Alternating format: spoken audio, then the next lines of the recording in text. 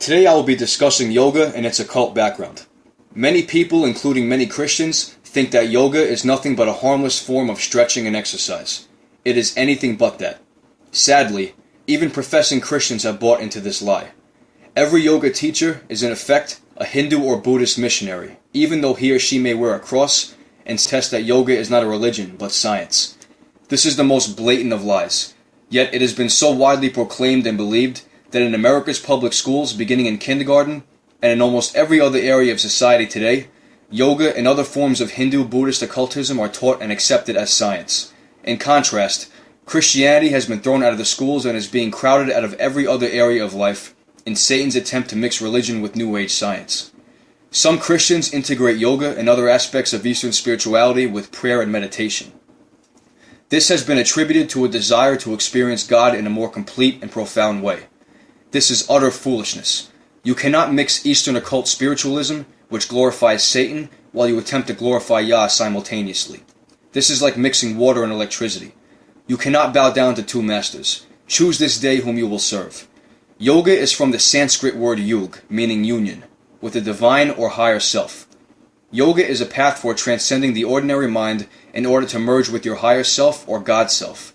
Yoga means to yoke with Brahman, the universal spirit, the impersonal force that the Hindus call God, via the realization of an altered state of consciousness, thereby theoretically releasing oneself from the bondage of endless reincarnation. Yoga comes from the Hindu Vedas. It can be traced back to Patanjali, who was a religious leader. Shiva, one of Hinduism's three most powerful gods, was known as the Destroyer. He's called Yogeshwara, or the Lord of Yoga. Yoga is clearly a New Age concept that is deeply religious and pantheistic in its origin. It is widely practiced and supported by New Age proponents. The New Age movement denies the reality of sin and total depravity and believes that man is generally good and is divine. They teach that there is a God within us, and we are to harness that and develop it through meditation and other metaphysical techniques. They teach that the only thing people need is enlightenment regarding their divinity. They believe that through reincarnation man is reunited with God. They believe in karma, which is a debt one owes because of his previous life. They also believe and teach the evolution of man as opposed to the creation that is taught in the Bible. Yoga is also associated with imagery, visualization, hypnosis, mind magic, chanting of mantras, and silva mind techniques, which are not only unbiblical but are completely satanic and spiritually dangerous. When practiced by professing believers, it allows an external demonic spiritual influence in our lives, which is inconsistent with and disallowed in the teachings of the Holy Scriptures. Yoga calls itself science. By calling itself science, yoga, which is the very heart of Hinduism, has within the last 30 years become an integral part of Western society, where it is taught in nearly every YMCA, in clubs, in public schools, in industries, and even in many churches. Dressed in Western clothing, yoga has gained acceptance in medicine, psychology, education, and religion under such euphemisms as centering, relaxation therapy, self-hypnosis, and creative visualization.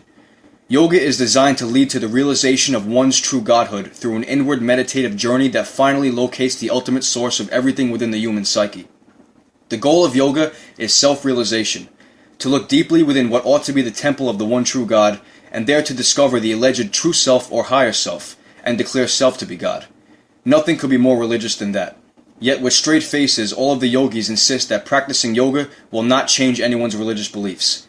This is the religion of Antichrist, and for the first time in history, it is being widely practiced throughout the Western world as transcendental meditation and other forms of yoga. Yoga is meant to awaken the Kundalini spirit within each practitioner, yoking them or making them one with Brahman. The Kundalini spirit is said to be a snake that is coiled around the base of the spine, and when it is awakened through yoga stretches, it is supposed to travel up the spine to the brain and awaken the third eye or the pineal gland of the individual. The Kundalini spirit is actually a demon, which can be obvious through its snake form. The third eye is an occult term which is often used by Eastern spiritualists to open the physical eyes into the spiritual world. I have known more than a few people who were once involved in the occult who have claimed to open this third eye and have since been tormented by seeing demons manifest physically. The Kundalini spirit is also meant to awaken the chakras of the individual. Chakras are various spiritual pressure points said to be located around different meeting points of the body, points where our spiritual energy flows through. These chakras are said to be naturally blocked at birth and must be opened or awakened through transcendental yoga. Once awakened, the chakras allow great insight and vision into the spiritual world, leading to the most important facet of Hinduism and Buddhism, total enlightenment or godhood. If someone's interested in physical exercise that is designed to help one's body, he should not take yoga, which is designed for death, and teaches how to reach the state of consciousness where one gets a better reincarnation in the next life. Even the physical positions in yoga come right out of the Hindu scriptures, and are designed to put one into the state of consciousness where you believe and visualize that you're God. Therefore, Christians who think they're getting relaxation and exercise are really getting Hinduism. They think they're getting science, but they're getting religion. It's purposely mislabeled and it's very spiritually dangerous. The deep breathing techniques, such as the ones taught in yoga, are a time-honored method for entering altered states of consciousness and for developing so-called psychic power. Any altered state of consciousness, whether induced by yoga, hypnosis, drugs, or anything else, is the hinge on Hell's Gate and will open you up to tons of unnecessary spiritual warfare. It is very important to take care of your temple, as even Scripture tells us that physical training is of some value. However, if a Christian wants to keep in shape, just stick with regular stretching, weight training, and cardio exercises. Beware of any workouts that attempt to employ anything other than basic exercise.